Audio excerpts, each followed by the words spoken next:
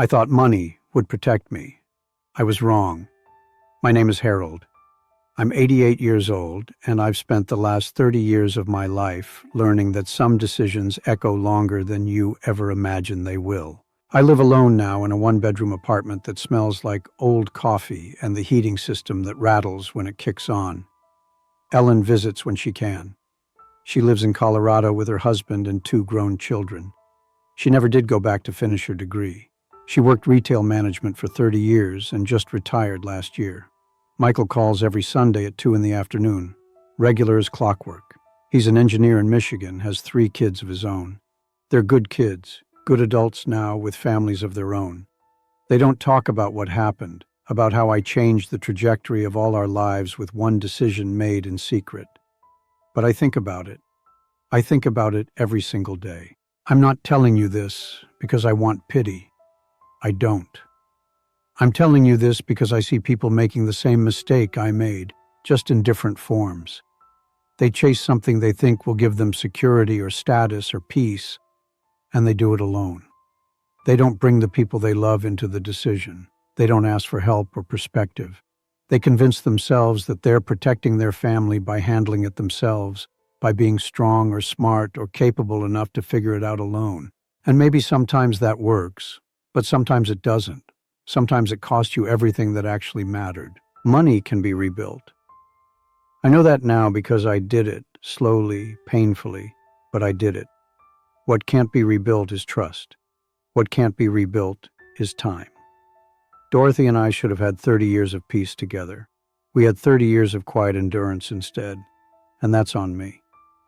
That's the cost of my pride, of my need to be the one in control, the one who provided, the one who knew best. I was so busy trying to be the man I thought I needed to be that I forgot to be the partner Dorothy deserved. If you're holding on to a decision right now, something you haven't told the people who love you because you're afraid of what they'll say or because you think you're protecting them, I want you to hear this. Tell them. Bring them in. Let them be part of it, even if it's hard, even if it means admitting you don't have all the answers. Because the loneliest place in the world is being surrounded by people you love while carrying a secret that's slowly destroying everything you built together. I'm 88 years old. I've lived long enough to know that peace doesn't come from having enough money or making the right investments. It comes from being honest with the people who matter. It comes from sharing the weight instead of carrying it alone. It comes from trusting that the people who love you want to be part of your decisions, not just the beneficiaries of them. I learned that lesson, but I learned it too late. You don't have to. I was good with numbers, always had been. In school, while other kids struggled with arithmetic, I could see patterns, solutions, the way things balanced or didn't. Numbers made sense to me in a way that people sometimes didn't. They were reliable, predictable. If you understood the rules, they'd never lie to you. My teachers noticed. They told my parents I had a gift, that I should go to college, study accounting or finance. My father didn't say much about it. He wasn't a man of many words, but I could see something shift in his face when they said those things. Pride, maybe. Or hope that I'd have a different kind of life than he did, that I wouldn't spend my days breathing in metal dust and counting down the years until my body gave out. I got a scholarship to a state university in 1954. I was the first person in my family to go to college. My mother cried when I left, standing on the porch in her faded blue dress, waving until I couldn't see her anymore.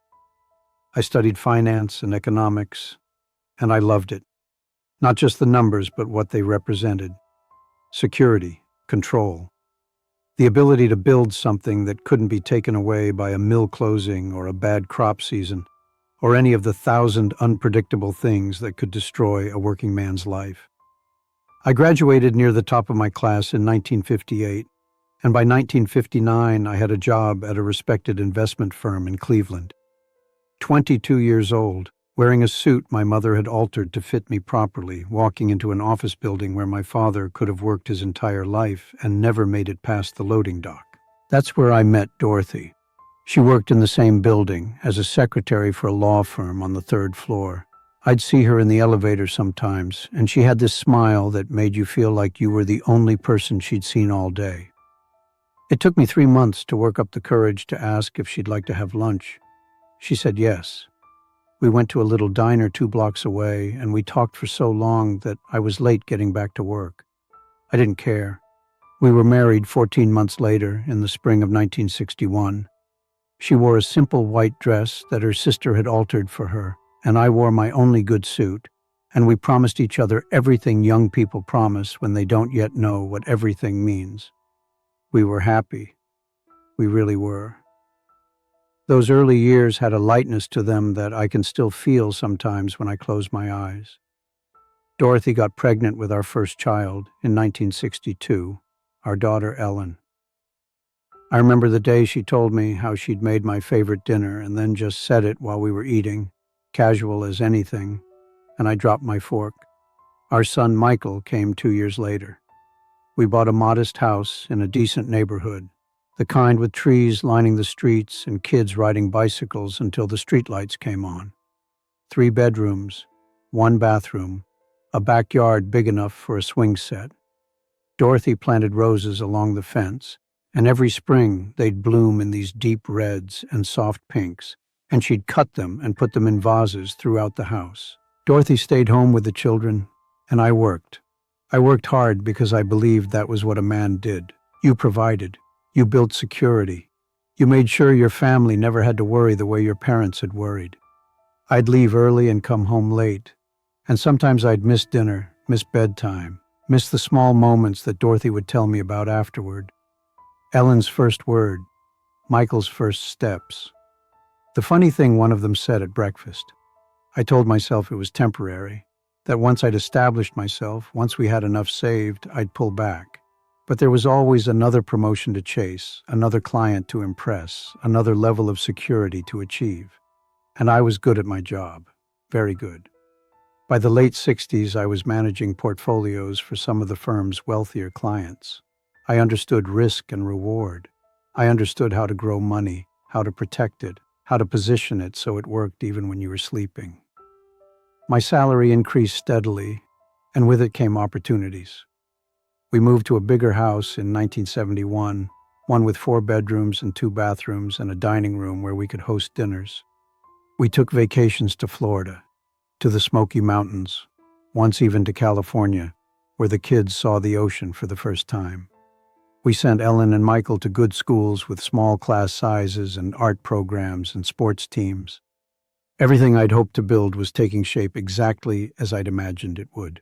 But then, something else started taking shape too, something I didn't recognize at first. It was 1978. I was 42 years old. One of my clients, a man named Richard who'd made his fortune in real estate development, pulled me aside after a meeting. We were in his office, all dark wood and leather chairs and windows overlooking the city. He poured 2 glasses of whiskey and told me about an investment opportunity, a commercial property deal that was being structured privately, off the books of the usual channels. A shopping center development in a growing suburb, anchor tenants already committed, projections showing returns that made my regular investments look like pocket change. He said the returns would be extraordinary, but it required a significant capital commitment and it needed to happen quickly. The window was closing. Only a select group of investors were being offered in. I should have asked more questions. I should have done what I'd always done, which was research, verify, and examine every angle.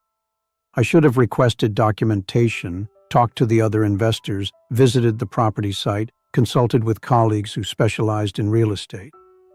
But Richard wasn't just a client. He'd become a friend, or what I thought was a friend. We played golf together on Saturday mornings. Our wives had lunch sometimes. I'd been to his home, met his children, celebrated his daughter's wedding, and he'd made himself very wealthy with exactly these kinds of deals. He drove a Mercedes, he owned a second home in Florida, he wore custom-made suits and Italian shoes. When someone like that, someone you trust, tells you they're letting you in on something special, something most people don't get access to, it changes the equation. At least it did for me. I didn't tell Dorothy about it right away. I told myself it was because I wanted to surprise her, because I wanted to present it as a done deal, a gift. Look what I've secured for us. Look how I've provided. But if I'm honest, and I'm trying to be honest now. I didn't tell her because I knew she'd ask questions I didn't want to answer. Dorothy had a way of seeing through things, of cutting to what mattered. She would have asked why it had to happen so quickly. She would have asked why Richard was being so generous, letting us in on something this lucrative. She would have asked if we could afford to lose this money if something went wrong. And what mattered was that this investment wasn't just using our savings. It required me to leverage other assets, to borrow against the equity in our home, to take a loan against my retirement account, to use the college funds we'd been building for Ellen and Michael as collateral. Richard assured me it was standard practice for deals like this, that sophisticated investors did it all the time, that the returns would more than cover the costs, that in 18 months we'd be looking at nearly triple our initial investment. I signed the papers in November of 1978. I put in $340,000, which in today's money would be well over $1 million. It was everything we had, plus everything I could borrow. And for a while, it seemed fine. Richard would give me updates at our golf games or over lunch. The development was proceeding on schedule. The permits had been approved. The tenants were lining up. Ground would break in the spring. Everything was going according to plan. I'd go home and look at Dorothy making dinner or helping the kids with homework, and I'd feel this swell of pride knowing what I'd done for them, what I was building for our future. Dorothy found out about it in March of 1979. She was going through some paperwork for our taxes and saw documents that didn't make sense, loan agreements, promissory notes, figures that didn't match what she thought we had. When she asked me about them, I tried to explain it the way Richard had explained it to me, with confidence and certainty, using words like opportunity and positioning and strategic investment. But the words sounded different coming out of my mouth. She didn't yell. Dorothy never yelled. She just looked at me with this expression I'd never seen before, something between disbelief and deep, cutting disappointment. She asked me why I hadn't told her, why I'd made a decision that affected our entire family without even discussing it with her, why I'd risked everything we'd built without giving her a voice. I didn't have a good answer then, and I don't have one now. I said something about wanting to protect her from the complexity of it, about not wanting to burden her with financial details. She told me that was the most insulting thing I'd ever said to her. By the summer of 1979, the phone calls from Richard became less frequent. When I did reach him, his secretary would say he was in meetings or traveling. When I finally got him on the line, his tone had changed. There were complications with the development, permits that hadn't come through as smoothly as expected, a primary investor who'd backed out at the last minute, legal issues with the property title that were being resolved, environmental surveys that needed additional review. He kept saying it was temporary, that these things happened in real estate, that I just needed to be patient. Development deals were complex, they had moving parts. You couldn't expect everything to go perfectly. So I was patient. I waited because I didn't know what else to do, and because admitting something was wrong felt like admitting I'd been a fool. The development never happened. By early 1980, it became clear that Richard's deal had been built on promises and projections that had no foundation in reality. There was no anchor tenant. The permits had never actually been approved. The environmental surveys showed contamination that would cost millions to remediate. Other investors, it turned out, had put in money too, and they started asking the same questions I was asking. Some hired lawyers, some filed lawsuits. Richard declared bankruptcy in June of 1980. The property in question was seized by creditors, and whatever money had been put into it disappeared into a tangle of debts and legal fees that would take years to sort out. I hired a lawyer to see if there was any way to recover what I'd lost, but he told me what I already knew in my bones. The money was gone. All of it. Richard had either been incompetent or criminal, maybe both, but the result was the same. I was 54 years old, and I had to start over from less than nothing. We owed more than we owned. The loans I'd taken had to be repaid, and the interest was compounding. I had to tell Ellen and Michael, who were in college at the time, that I couldn't help them with tuition anymore. Ellen was at Ohio State studying to be a teacher. Michael was at Kent State studying engineering. Ellen ended up leaving school after her sophomore year to work full-time at a department store. She never went back. Michael finished on loans and part-time jobs, and I know he struggled with debt for years afterward. I had to tell Dorothy that we needed to sell the house, the one we'd raised our children in, the one with the backyard where we'd had birthday parties and summer barbecues and all those small moments that make up a life, the one with her roses. We moved into a small two-bedroom apartment on the other side of town in the fall of 1980. No backyard, no roses, thin walls where you could hear the neighbors arguing. I kept working, but the weight of what I'd done sat on my chest every single day. I'd wake up at 3 in the morning and lie there in the dark, going over every decision, every conversation with Richard, looking for the moment where I could have seen it coming. Dorothy would be sleeping next to me, or pretending to sleep, and the distance between us felt like miles, even though we were inches apart. Dorothy forgave me, or she said she did, but things were never the same between us. There was a distance that hadn't been there before, a careful quietness. She stopped talking about the future the way she used to. Before, she'd talk about retiring to somewhere warm, about traveling to places we'd never been, about spending time with our grandchildren when they came along. After, she'd talk about what we were having for dinner or what needed to be fixed in the apartment.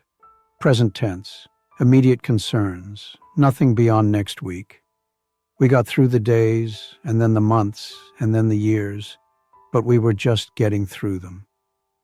The lightness was gone. I worked until I was 72, longer than I'd ever planned, because I had to. We rebuilt some savings, enough to live modestly, enough to not be a burden to our children. But we never traveled the way Dorothy had wanted to. We never had the retirement she'd imagined, the one where we'd visit Ellen in Colorado whenever we wanted, where we'd spend winters somewhere without snow, where we'd have time and freedom and peace. I stole that from her. That's what it feels like. I stole her peace because I thought I was building security, because I was so certain I knew better, because I couldn't admit that I didn't have all the answers. Dorothy passed away 4 years ago. Congestive heart failure. She was 81. She'd been having trouble breathing for months, but she kept saying it was just age, just the usual aches and pains. By the time she went to the doctor, her heart was too weak. They kept her in the hospital for 3 weeks, trying different medications, different treatments. I was there every day, sitting in that uncomfortable chair next to her bed, holding her hand. Near the end, when we both knew she wasn't coming home, she held my hand and told me she didn't blame me. She said we'd had a good life despite everything. She said she'd loved me from that first lunch at the diner until this very moment. But I could see in her eyes that she was thinking about what it could have been, what it should have been if I'd just been honest with her from the beginning. If I'd valued her partnership more than I valued the approval of a man who turned out to be a liar. I live alone now in a one-bedroom apartment that smells like old coffee and the heating system that rattles when it kicks on. Ellen visits when she can. She lives in Colorado with her husband and 2 grown children. She never did go back to finish her degree. She worked retail management for 30 years and just retired last year. Michael calls every Sunday at 2 in the afternoon. Regular as clockwork. He's an engineer in Michigan, has 3 kids of his own. They're good kids, good adults now, with families of their own. They don't talk about what happened, about how I changed the trajectory of all our lives with one decision made in secret. But I think about it. I think about it every single day. I'm not telling you this because I want pity. I don't. I'm telling you this because I see people making the same mistake I made, just in different forms. They chase something they think will give them security or status or peace, and they do it alone. They don't bring the people they love into the decision. They don't ask for help or perspective. They convince themselves that they're protecting their family by handling it themselves, by being strong or smart or capable enough to figure it out alone. And maybe sometimes that works, but sometimes it doesn't. Sometimes it costs you everything that actually mattered. Money can be rebuilt. I know that now because I did it. Slowly, painfully, but I did it. What can't be rebuilt is trust. What can't be rebuilt is time. Dorothy and I should have had 30 years of peace together. We had 30 years of quiet endurance instead, and that's on me. That's the cost of my pride, of my need to be the one in control, the one who provided, the one who knew best. I was so busy trying to be the man I thought I needed to be that I forgot to be the partner Dorothy deserved. If you're holding on to a decision right now, something you haven't told the people who love you because you're afraid of what they'll say or because you think you're protecting them, I want you to hear this. Tell them. Bring them in. Let them be part of it, even if it's hard, even if it means admitting you don't have all the answers. Because the loneliest place in the world is being surrounded by people you love while carrying a secret that's slowly destroying everything you built together. I'm 88 years old. I've lived long enough to know that peace doesn't come from having enough money or making the right investments. It comes from being honest with the people who matter. It comes from sharing the weight instead of carrying it alone. It comes from trusting that the people who love you want to be part of your decisions, not just the beneficiaries of them. I learned that lesson, but I learned it too late. You don't have to.